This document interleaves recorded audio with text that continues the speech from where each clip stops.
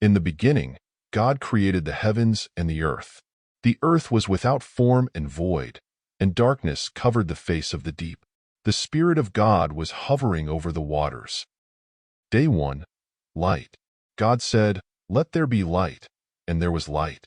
God saw that the light was good, and he separated the light from the darkness. God called the light day, and the darkness he called night. And there was evening, and there was morning, the first day. Day 2. Sky. God said, "Let there be a vault between the waters to separate water from water." So God made the vault and separated the water under the vault from the water above it. And it was so. God called the vault sky. And there was evening, and there was morning, the second day. Day 3. Land, seas, and vegetation. God said, "Let the water under the sky be gathered to one place, and let dry ground appear." And it was so. God called the dry ground land, and the gathered waters he called seas. And God saw that it was good. Then God said, "Let the land produce vegetation, seed-bearing plants and trees on the land that bear fruit with seed in it, according to their various kinds." And it was so. The land produced vegetation, plants bearing seed according to their kinds and trees bearing fruit with seed in it according to their kinds. And God saw that it was good. And there was evening, and there was morning, the third day. Day 4. Sun, moon, and stars. God said, "Let there be lights in the vault of the sky to separate the day from the night, and let them serve as signs to mark sacred times, and days, and years, and let them be lights in the vault of the sky to give light on the earth."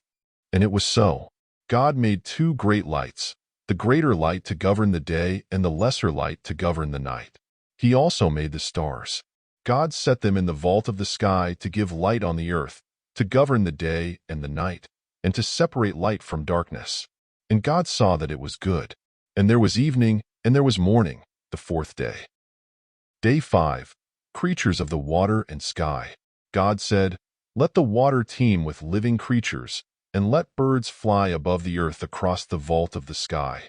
So God created the great creatures of the sea and every living thing with which the water teems and that moves about in it, according to their kinds, and every winged bird according to its kind. And God saw that it was good. God blessed them and said, "Be fruitful and increase in number, and fill the water in the seas, and let the birds increase on the earth." And there was evening, and there was morning, the fifth day. Day 6. Land animals and mankind. God said, "Let the land produce living creatures according to their kinds, the livestock, the creatures that move along the ground, and the wild animals, each according to its kind." And it was so. God made the wild animals according to their kinds, the livestock according to their kinds, and all the creatures that move along the ground according to their kinds. And God saw that it was good. Then God said, "Let us make mankind in our image, in our likeness, so that they may rule over the fish in the sea and the birds in the sky, over the livestock and all the wild animals, and over all the creatures that move along the ground." So God created mankind in his own image. In the image of God he created them. Male and female he created them. God blessed them and said to them, "Be fruitful and increase in number. Fill the earth and subdue it. Rule over the fish in the sea and the birds in the sky, and over every living creature that moves on the ground." Then God said, "I give you every seed-bearing plant on the face of the whole earth, and every tree that has fruit with seed in it. They will be yours for food. And to all the beasts of the earth and all the birds in the sky, and all the creatures that move along the ground, everything that has the breath of life in it, I give every green plant for food." And it was so. God saw all that he had made, and it was very good. And there was evening, and there was morning, the sixth day. Day 7. Rest. Thus the heavens and the earth were completed in all their vast array. By the seventh day, God had finished the work he had been doing. So on the seventh day he rested from all his work. Then God blessed the seventh day and made it holy, because on it he rested from all the work of creating that he had done. The Garden of Eden. God formed man from the dust of the ground and breathed into his nostrils the breath of life, and the man became a living being. The Lord God planted a garden in the east, in Eden, and there he put the man he had formed. The Lord God made all kinds of trees grow out of the ground, trees that were pleasing to the eye and good for food. In the middle of the garden were the tree of life and the tree of the knowledge of good and evil.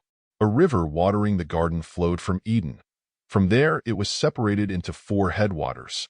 The name of the first is the Pishon. It winds through the entire land of Havilah, where there is gold.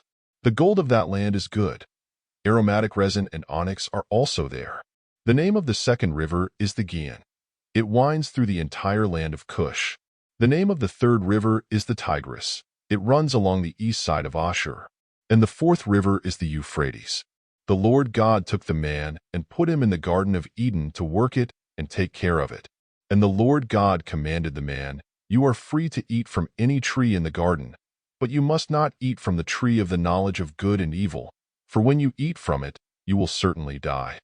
The Lord God said, "It is not good for the man to be alone. I will make a helper suitable for him." Now the Lord God had formed out of the ground all the wild animals and all the birds in the sky. He brought them to the man to see what he would name them. And whatever the man called each living creature, that was its name.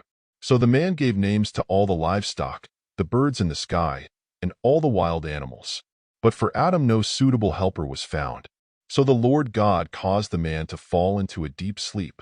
And while he was sleeping, he took one of the man's ribs and then closed up the place with flesh.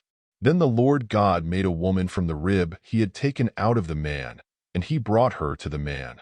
The man said, "This is now bone of my bones and flesh of my flesh. She shall be called woman, for she was taken out of man." That is why a man leaves his father and mother and is united to his wife, and they become one flesh. Adam and his wife were both naked, and they felt no shame. Reflection.